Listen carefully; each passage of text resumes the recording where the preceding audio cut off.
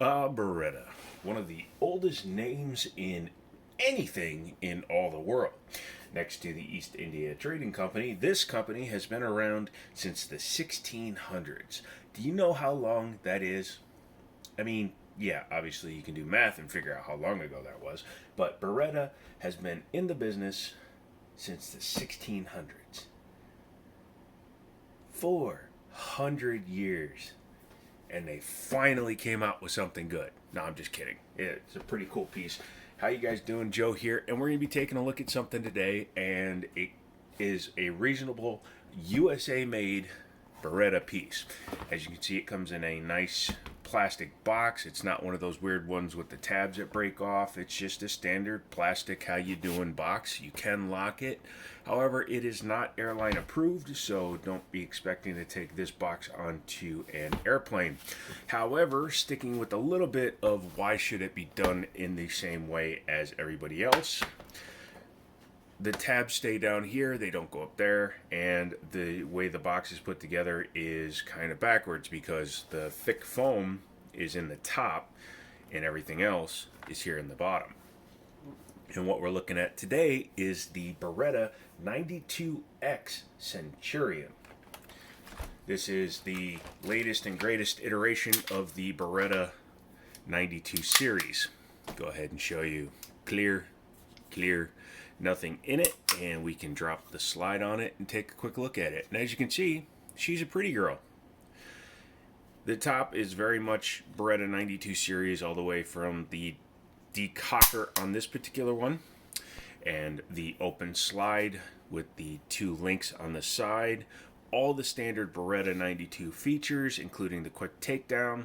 The main difference is when you come down to here. As you can see, this is much more of a 1911 style rear grip.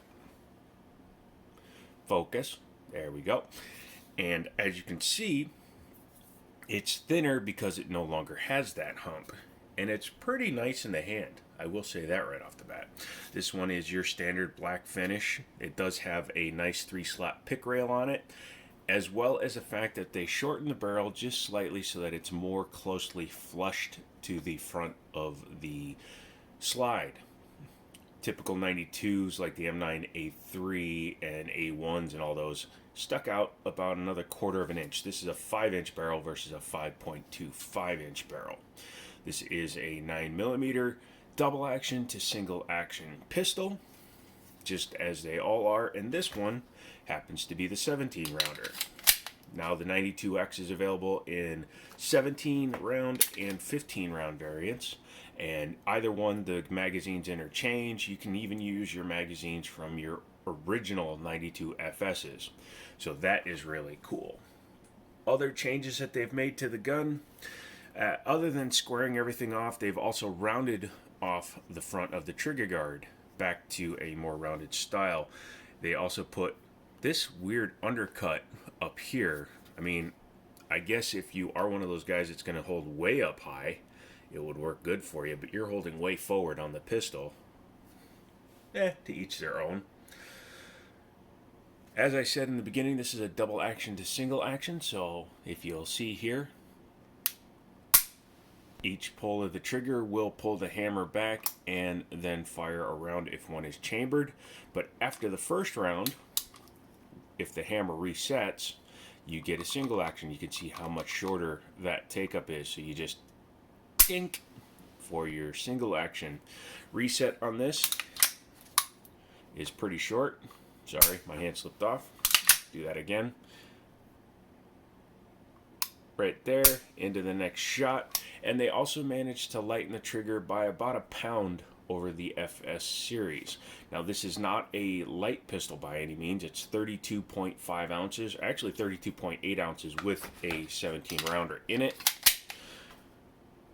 And that's unloaded weight. So it's about 7 ounces lighter than a 1911 when they're dry, but it's still a 2-pound gun. So you will feel it, you will know it when you're carrying it. In fact, it's a little bit wider than a 1911.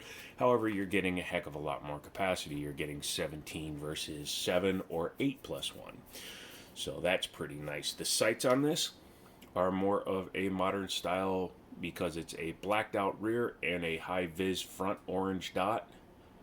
Pretty easy to pick up when I'm not trying to do it from a weird ass angle behind my camera. And it's the preferred style for most people these days, because when you have a blacked out rear and a high vis front, the first thing your eye wants to track is that front, which is where you need to be looking anyways. As long as you can pick up the front, you can always drag the rears into your line of sight. So that's a good way to train too for you. Focus only on the front. And when you go to the range, kind of blur these out in your mind. Focus on that one, because that one directs where the bullies go. Being a Beretta, it comes with a few accessories. I don't know why I said being a Beretta. Pretty much all guns come with accessories.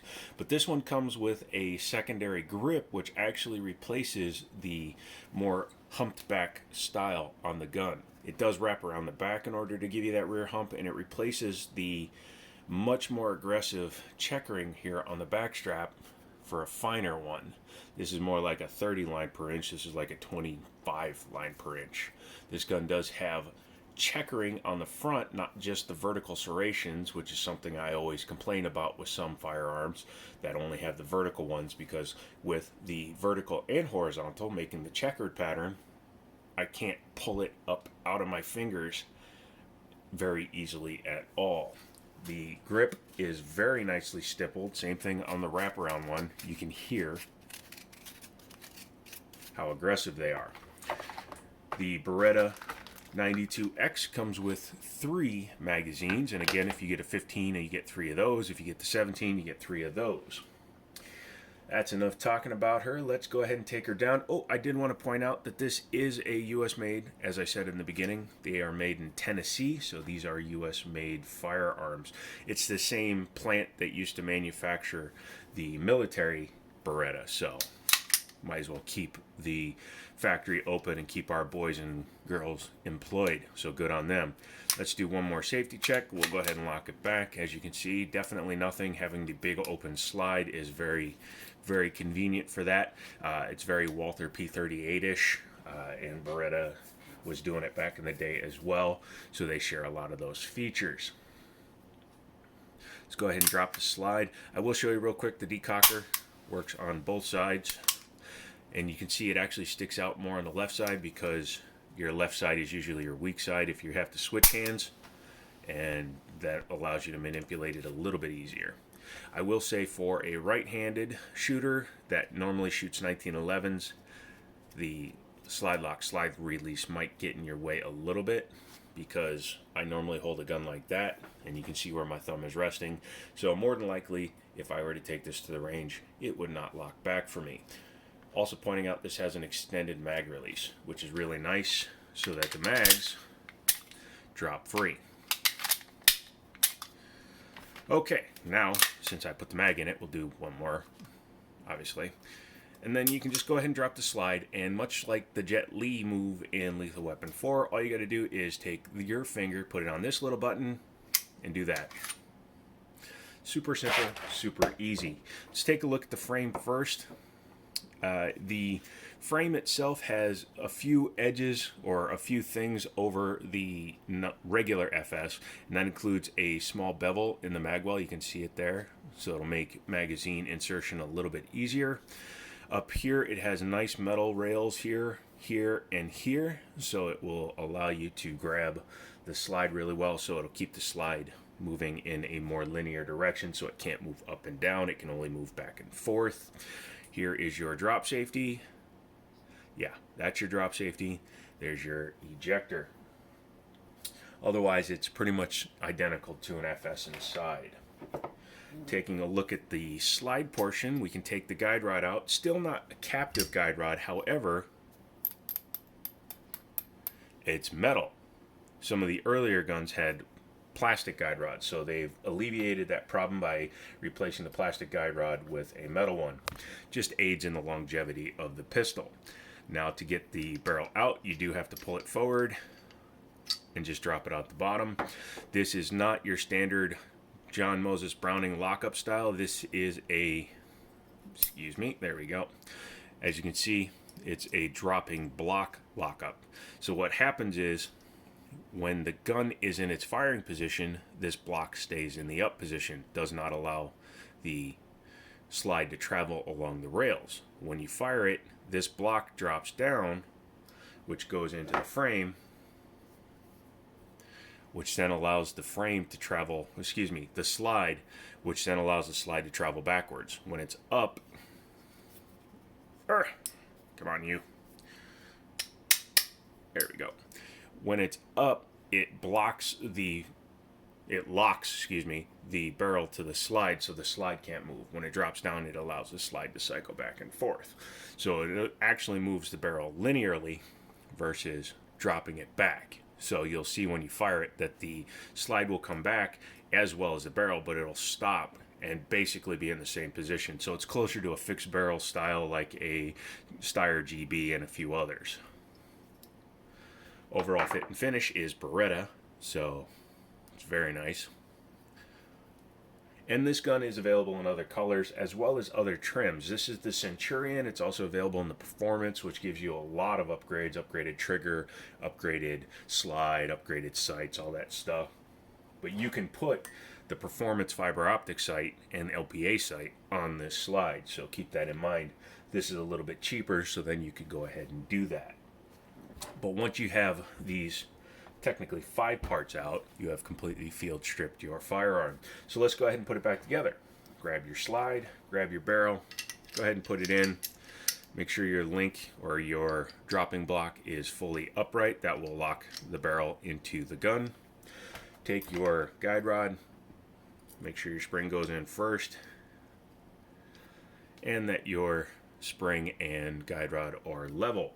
Take your firearm or your control group, and you're going to start your slide rails. Go ahead and bring it back. Bring back just a little bit. Flip that up.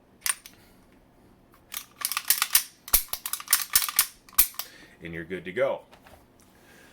In today's market, a $650 Beretta is actually a pretty good deal. I know that the M9A3 still commands almost $1,000. The Performance is like $850. So to get the Centurion, which gives you about 85% of the performance for about 80% of the price, gives you a pretty good alternative. Yeah, it's a little expensive for a full-size pistol, but you are getting a Beretta backing, the Beretta name, pardon me, and that is implied quality, and it should be a pretty good shooter. From all the videos I've watched, it's a pretty good shooter. So I may wind up purchasing one. If I do, we'll take it out to the range and put some rounds through it. If you like this video, go ahead and give me a thumbs up. Consider subscribing to the page. Also look, because there are about 100 videos on this channel related to firearms, including some at the range stuff. I will be putting up some of the range videos as I edit them. I'm kind of, again, in between on my computer, so once I get that situation figured out, I will go ahead and start posting those. I do that a lot. I change my computer a lot because technology changes quickly and I like to change with it. But go ahead and contact Liberty Arms. They're down in Harrisonburg, Virginia. Tell them you saw this here. They have 2 of them in stock as of today when I'm posting this. So give them a call. Say, hey, I saw that Beretta 92X on Joe's channel and I'm thinking about it for myself. And they will hook you up. Harrisonburg, Virginia. Google it. Liberty Arms. And get yourself a nice pistol. So I'm out of here. Next one is going to be on a CZ75 Rammy clone, which I think will be pretty interesting to look at. So I'll come back for that later in the week. This has been Joe. This has been the Jiminy Show, and I'll talk to you later.